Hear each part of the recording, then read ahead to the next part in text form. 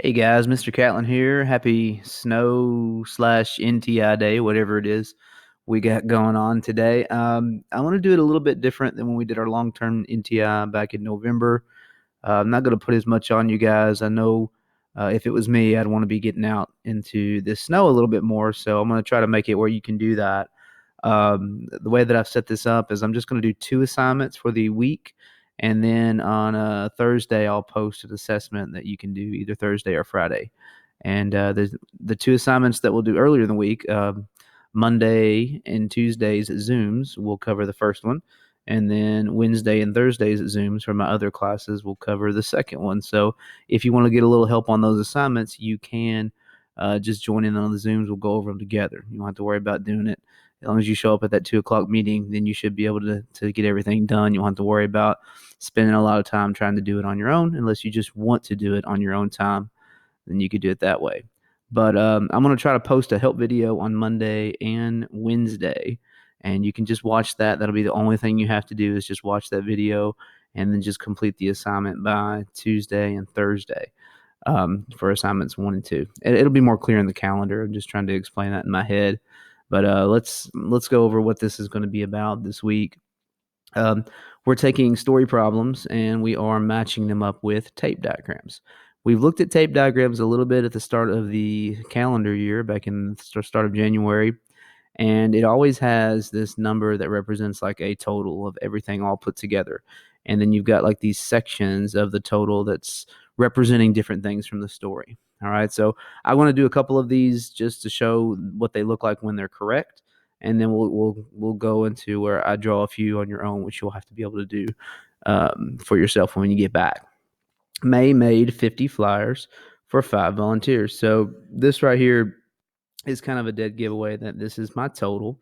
That's how many she made altogether for 5 volunteers. 5 people are going to be used to pass those out and hang up around the school.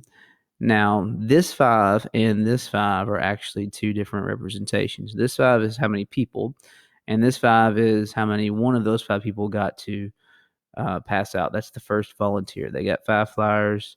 The second volunteer got 18 flyers and divided the remaining flyers equally among the 3 that remain. All right. And so the reason why this tape diagram matches that is because you have volunteer number 1 right here. This is the first person. They get 5 of those 50 flyers. This is your second person right here. So number 2, they get 18 of those 50. And then this little section right here represents the 3 leftover people that equally got the same amount that we don't know. So X is the number of flyers per volunteer 3 through 5, right? The third, fourth, and fifth, however many they got a piece, right? And so that would be how these set up. You're always going to have a total. You're going to have maybe some numbers you know, maybe some numbers you don't know, and you're just going to piece it together to create an entire length. All right, let's do the second one. To thank her 5 volunteers, May gave each of them the same number of stickers. So they each got the same number of stickers, all 5 of them. So we still have 5. Then she gave them each 2 more. Altogether, she gave them a total of 30. So hence, that's why we have the total here. That's pretty easy to see. Now, everybody got the same, so you can see why I set this up as 1, 2, 3, 4, 5 equally spaced out pieces. And we don't know how many they got in the first place, but we do know that every person got two extra stickers each. So that's why we added to each one of these unknown Y's. All right. So that's how that one sets up. We had 5 equal ones and everybody got the same amount. And then she came back and gave everybody 2 more. So we know that everybody has at least 2, 4, 6, 8, 10, and we could use that to solve it. But we're not solving in this lesson. We're just setting up. All right. And then May distributed another group of flyers equally among 5 volunteers. So 1, 2, 3, 4, 5. We got them equal again. And then she remembered that she needed some flyers to give to teachers. So she had to go back and take 2 flyers from each of the volunteers. So she gave them all W flyers. and it added up to a total of 40. But she remembered, oh crap, I got to go back and I got to take 2 away from each of you because I got to give them to the teachers as well. So she took away 2 from each of the W's. The W representing the number that each volunteer originally received, right? Originally received. And that's how we set these up. Okay. So now that you get the idea of how they're set up, you got a total, things that add up to get that total. Let's do a couple where we don't have the match already made and we have to create them on our own. Okay. So I'm going to minimize this and we should pull up to, here we go. 3 stories, 3 tape diagrams. All right. And remember, all you got to do today is watch this video. If you want to work ahead and do tomorrow's assignment, you can, but we will be going over that in our Zoom. If you have our Zoom on Monday, you'll be going over it then. If you have your Zoom on Tuesday, you'll be going over it then. So if you want to work ahead and get it done, that's up to you. So we got 3 more stories. We got to draw a tape diagram for each. All right, here we go. Noah and his sister are making gift bags for a birthday party. Noah puts 3 pencil erasers in each bag. His sister puts X stickers in each bag. And after filling 4 bags, they've used a total. It's the one I want to look for first, 44. So number 1 here, I know that I've got 44. That's my total. And I'm splitting this up, making gift bags for the birthday party. Every bag gets so many pencils, erasers, everybody gets so many stickers, and they equally fill 4 bags. So that tells me I'm going to split this sucker up into 4 equal parts, right? And every bag gets 3 pencil erasers. Everybody gets 3. Drop those in each of the 4 bags. And then the sister comes along and adds an extra amount of stickers, which we are going to call X because we don't know what that is right now.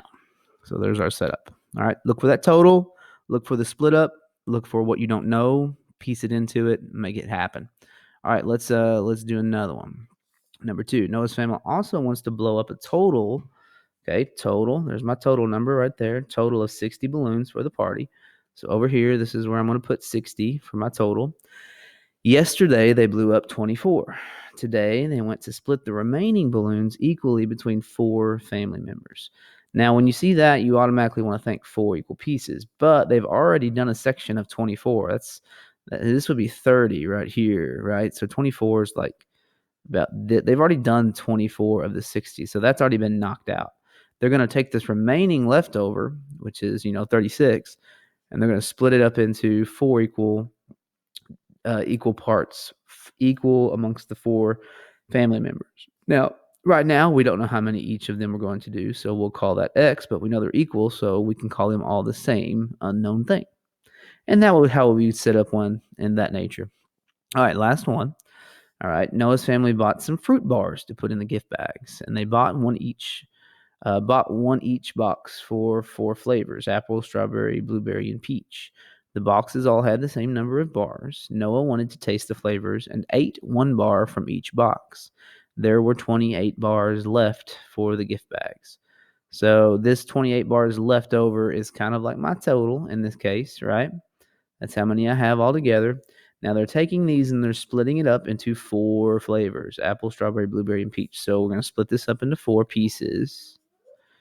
And now that those are in 4 pieces, what does Noah do? He's like, I want to sample these bad boys. I'm going to go grazing and I want to eat 1 from each box, right? So how do we represent that? Well, first of all, how many are in each flavor? We don't know. So we'll call that X, and they're equal, so we can use the same number, X. But if he comes around and takes 1 away from each of those X, we can represent that with a subtraction or a take away 1, which would look as such. And there we go. That represents that story. And what we're going to work on our next lesson is we're going to look on how do we find the value of these x's, which is not that hard to do. We got one more thing to knock out in this one, and then we'll be done. Okay. I've got these two equations, and we're going to match them to a tape diagram down here below. Notice how similar that they are. Totals, number of x's, how much is added to it. So think of these as this is like a total number here on the left. This is how many x's I have, and this is how many individual things that are part of that 114. This one breaks it down a little bit different. Let's do the first one, though, so you can see what it looks like in equation form. This is my total. It's usually a standalone number by itself on one side of the equation. And then this is going to be, think of, two different parts, 18 and then the three x's. 18 compared to this is not very much. So I would say maybe about that much of it, maybe less possibly. But after that 18 is gone, we still have three equal x sections. So we want to split this up into three pieces, thirds of what's left over, and they're all a value of x. So we've got three x's values plus 18 that we know adds up to a total of 114. Now the other one has a total of 114 as well, and I'm going to have to bounce back and forth for this one. All right, 114. And I think what I'll do is I'll just write it here. It was 114 equals 3 times y plus 18, I believe. Let me double check that. Yeah, okay.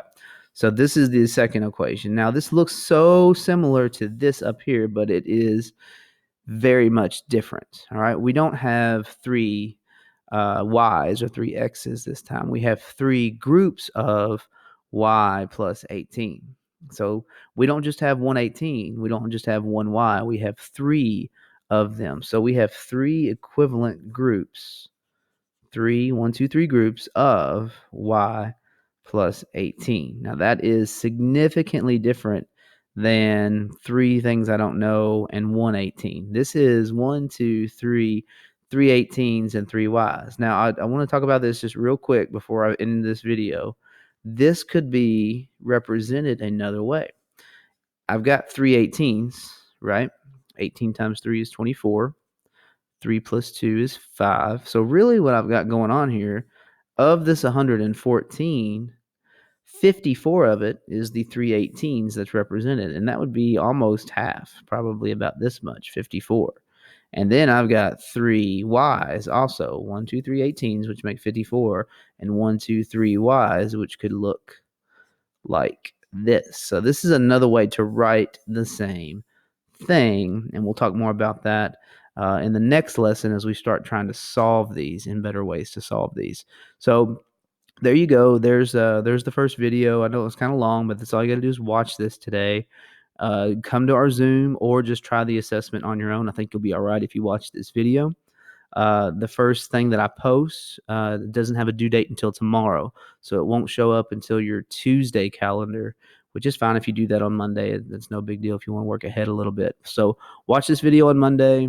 Come to Zoom if you can on Monday, Tuesday, and have the assessment, the little Schoology quiz, have that done by Tuesday, and you should be good for these first 2 days of NTI. And we'll do the same thing on Wednesday, Thursday, and I'll post early a little end of the week thing by Friday.